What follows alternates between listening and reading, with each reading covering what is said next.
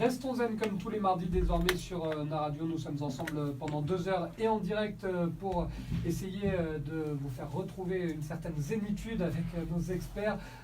Caroline Larcher qui réalise sa grande première aujourd'hui, qui est notre hypnothérapeute et qui va tout nous dire sur les 3 formes d'hypnose qui existent. Ça va la première pour l'instant, Caroline, ça se passe bien? Ouais, très bonne ambiance.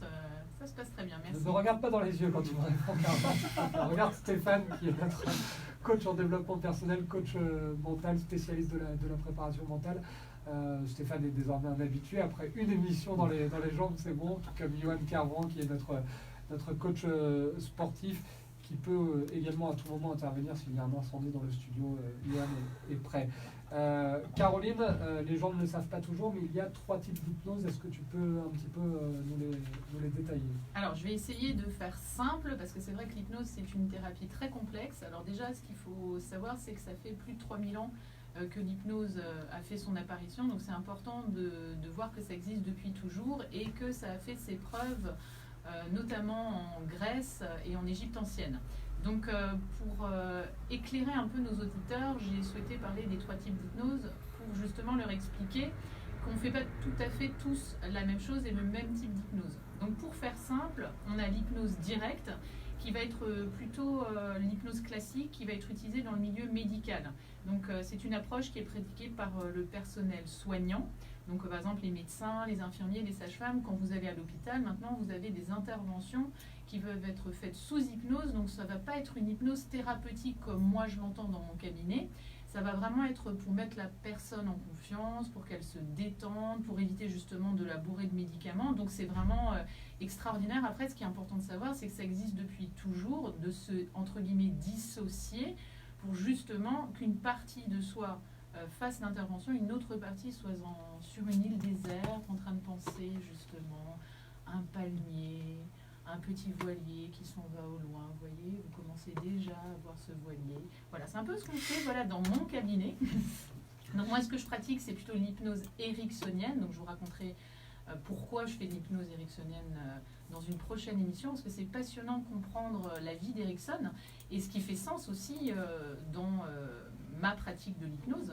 Donc l'hypnose ericksonienne, ça va être un type d'hypnose où le thérapeute est en position basse, contrairement à l'hypnose directe, où on va plutôt induire des choses de façon assez directe et votre corps se relaxe, etc. Donc moi, je travaille avec une autre technique, avec un langage, vous voyez, plutôt très calme. Vous voyez, puis je vais commencer à baisser ma voix et à allonger les mots petit à petit. Et là, tous nos chroniqueurs commencent à être sur cette plage déserte. Et justement, on ne va pas donner des ordres. Donc ça, c'est encore un mythe. Non, on ne donne pas d'ordre. Je n'ai pas de pendule dans mon cabinet. Ça n'existe plus. C'est vrai que dans les films, on utilise ça. Mais c'est plutôt du domaine de l'hypnose de scène que je vais vous expliquer dans un instant.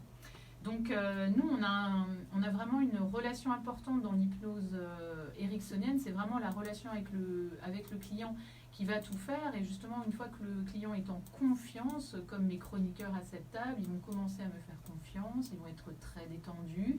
Et on va pouvoir trouver les ressources dans chacun d'entre eux pour faire ce qu'ils ont envie de faire. Donc ça va tout à fait dans ce que Johan a dit avant justement, et pour la concentration d'eux-mêmes, on va trouver des ressources en soi pour pouvoir être concentré, pour pouvoir être calme, et pour arrêter de fumer, pour pouvoir monter dans un avion. Alors ça me fait parfois rigoler parce que je suis anciennement hôtesse de l'air, donc j'ai beaucoup de personnes qui viennent en me disant voilà, j'ai la phobie de l'avion. Alors quand je lui dis qu'ils sont venus voir une ancienne chef de cabine Air France, des fois ça peut être un peu étonnant.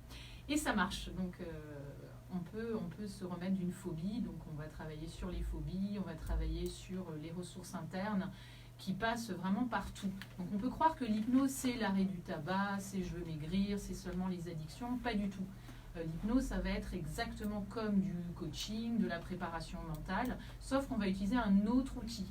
Voilà, c'est un outil qui va permettre d'apporter un bien-être au corps et qui va permettre de se relaxer. Ça va, vous êtes toujours avec moi? Super, je ne vous ai pas encore trop hypnotisé. Donc, après, je vais rapidement parler de l'hypnose conversationnelle. L'hypnose conversationnelle, c'est un type d'hypnose ericksonienne où, justement, on ne va pas mettre le client en transe. On va faire une sorte de mini-transe où le client est encore là, mais un peu moins là, il est quand même sur son île déserte, mais en même temps, on va pouvoir avoir une conversation avec lui. Alors des fois, ça perturbe un petit peu les clients qui viennent, qui se disent, ben mince, c'est bizarre, j'étais pas en transe, comment ça se fait, etc. Donc ça va dépendre du problème, en fait, du client, ce avec quoi il vient. C'est vrai que pour des phobies ou pour des addictions, on va utiliser la transe profonde. Maintenant, pour d'autres choses qui peuvent être justement de la préparation mentale, de la concentration, ou se remettre, par exemple, de harcèlement scolaire, ce que je fais aussi, on ne va pas obligatoirement mettre l'enfant en transe profonde. Donc c'est important de comprendre que ce n'est pas aussi simple qu'il n'y paraît. Et comme le disait Johan avant, on entend beaucoup de choses et c'est parfois n'importe quoi. Voilà, donc j'avais besoin de le réexpliquer. Et la dernière chose, c'est l'hypnose spectacle. Donc l'hypnose spectacle, elle est très connue grâce à Mesmer. Alors Mesmer, M-E-2-S, MER, contrairement à Franz Mesmer, qui était un médecin, psychologue, praticien en hypnose avec un S. Donc là, c'est vraiment de l'hypnose spectacle. Alors moi, je ne suis pas une grande fan, hypnose de rue, hypnose spectacle, parce que justement, ça fait un petit peu de tort à notre métier, aussi bien pour les soignants qui utilisent l'hypnose, parce que bah, du coup, imaginez, vous arrivez à l'hôpital, vous avez une fracture et on vous dit que on va vous hypnotiser. Le client ne va pas tout de suite penser que ça va être de l'hypnose sérieuse ou être sur une plage déserte. Il va plutôt penser qu'il va faire la poule. Bon, voilà. Donc je vous rassure tous, vous arrivez à l'hôpital, vous n'allez pas faire la poule, on ne va pas vous mettre dans un bassin d'eau glacée, on va vraiment vous soigner et moi dans mon cabinet, on va vraiment vous accompagner pour que vous trouviez vos ressources pour aller mieux. Donc l'hypnose spectacle, attention, attention, ce qui se passe, c'est déjà un public averti. Je donne par exemple des fans de Johnny, quand ils vont voir son concert, quand ils allaient voir son concert, ils avaient quand même une sorte d'attitude de fan, fanatique. Donc si Johnny leur disait quelque chose, bah, ils le croyaient. Et donc c'est un peu la même chose quand Mesmer demande à certaines personnes de faire certains tests pour voir justement leur sensibilité à rentrer en transe. Il y a déjà un public averti qui est souvent dans les premiers rangs, donc ça facilite un petit peu et on peut trouver de nombreux témoignages de personnes qui, n'étant pas sensibles, ont été gentiment reconduits à la sortie. Donc on ne pourra pas faire la poule avec Johan, c'est dommage, c'était prévu la semaine prochaine.